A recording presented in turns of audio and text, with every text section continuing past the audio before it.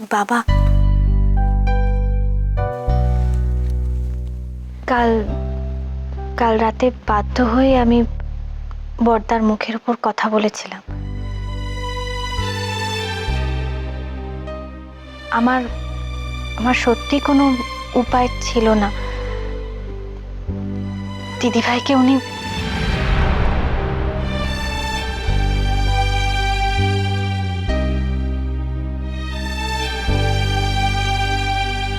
আমি আর কখনো এরকম করব না বাবা। আমার জন্য বর্দা বাড়ি ছেড়ে চলে গেলেন, এটা ঠিক হয়নি। আমি সত্যি এটা চাইনি। জানি জানি তুমি আমার সংসারের অমঙ্গল কখনো চাও না। তুমি আমার দিদি ভাইরে নতুন জীবন দিছ। আমি যখন ছোট খোকার আশা হারাই ফেলছিলাম, সেই সময় তুমি তারে ফিরায় আনছো। বলি নাই? আমি কিছুই বলি নাই মা, বলি নাই।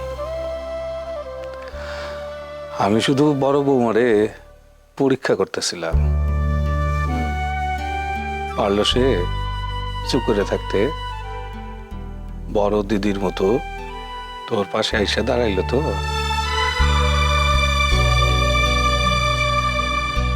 মাঝখান থেকে আমি ওনার কষ্টের কারণ হলাম। সে তার পোড়া কপালের দোষ মা, তোমার দোষ না। বড় খোকারে আমি মানুষ করতে পারি নাই, কোনো পোলাটাই সংসারে সুখী হলো না। মেজো পোলাটা বাউন্ডুলের মতো ঘুরে বেড়ায়। কেন যে সে বিয়া করলো না, সংসার বসাইলো না, আমি জানি না। আর ছোট খোকা তো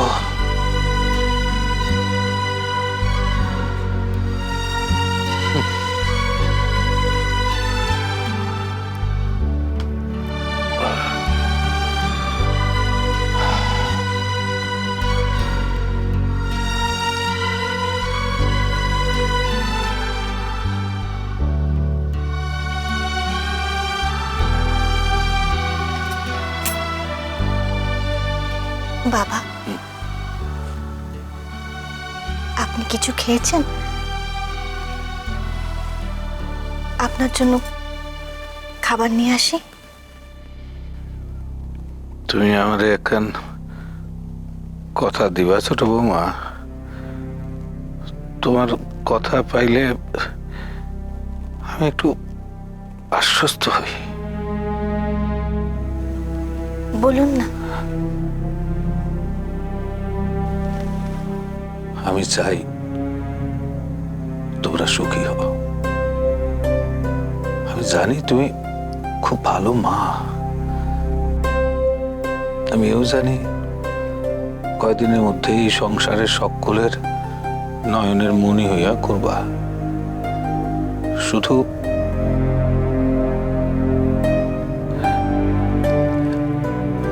আমার ছোট পোলাটার সব দায়িত্ব তোমার মা।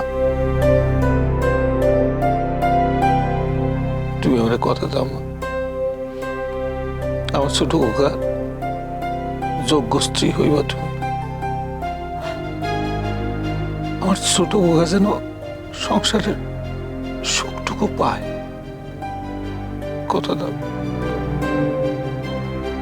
কথা দাও মা।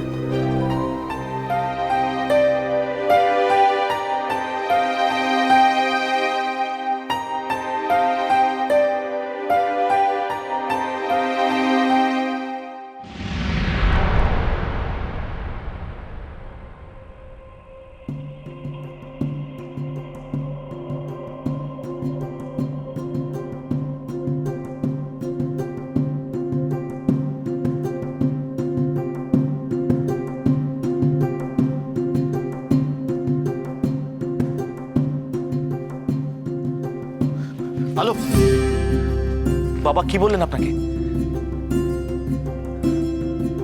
হ্যাঁ,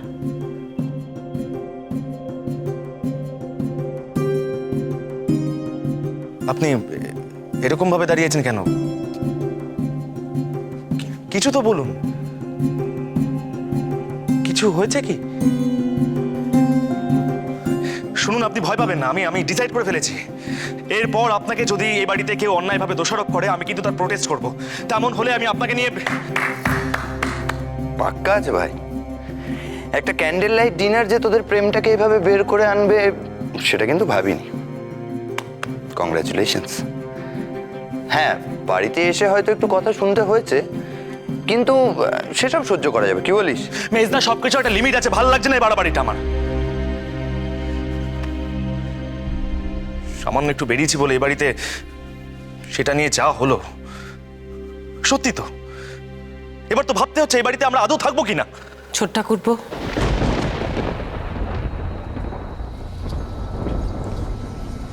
এটা কোনো কথা নয়। একসঙ্গে 5টা ঘটি বাটি থাকলে ঠোকাঠুকি লাগবেই। এরকম চিন্তা যেন আর কোনোদিনও মাথায় এনো না। চলো, তোমরা খেয়ে নেবে, চলো এসো। খেয়ে এসেছি আমরা।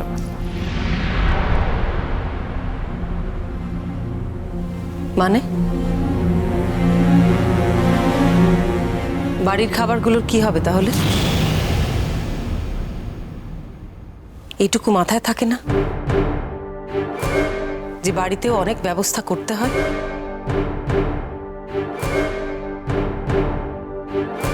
বাইরে খেয়ে আসবে তো আগে জানাওনি কেন সেটা?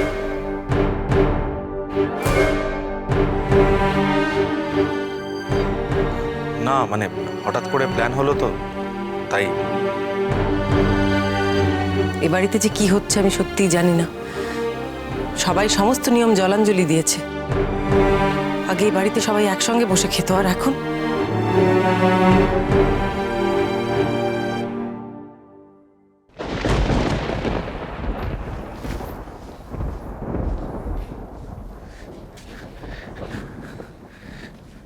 মেজদা, আমি আর পারছি না। আমরা তো অ্যাডাল্ট নাকি? এতে এত রেগে যাবার কি আছে? দিদিভাই তো ভুল কিছু বলেননি। আমাদের বলে বেরোনো উচিত ছিল। নিজেদের ছেলে মানুষের জন্য সব গন্ডগোল হয়ে গেল।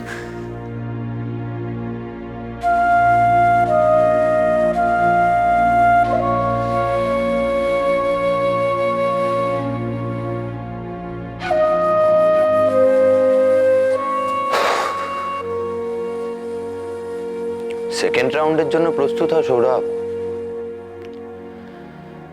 কার মুখ দেখে যে উঠেছিলাম কে জানে।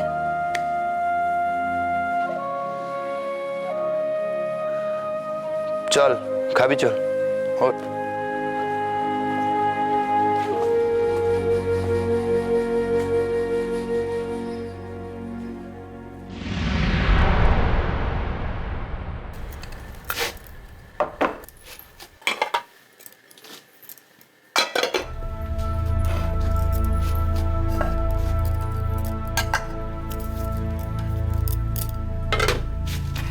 দিদিভাই,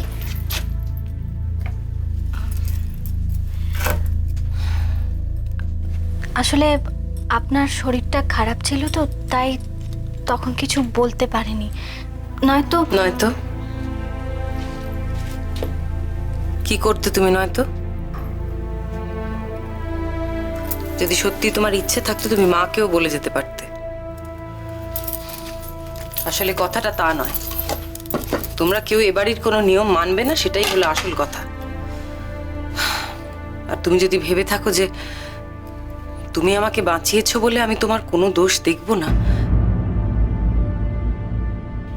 সেটা কিন্তু ভুল।